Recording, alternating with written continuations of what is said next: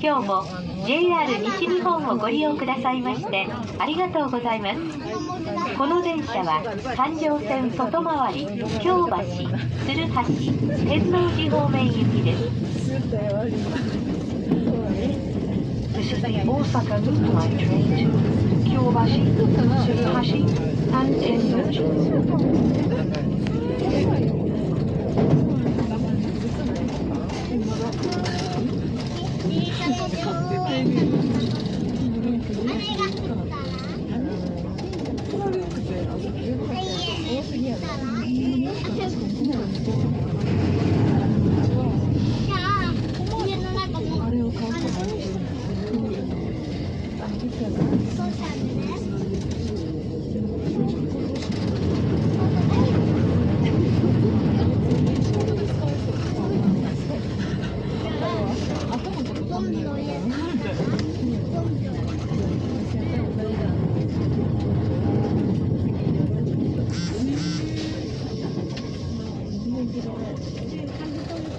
まもなく天満に着きます。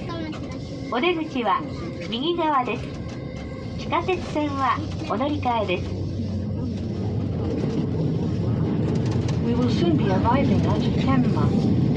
Station number O10. The doors on the right side will open.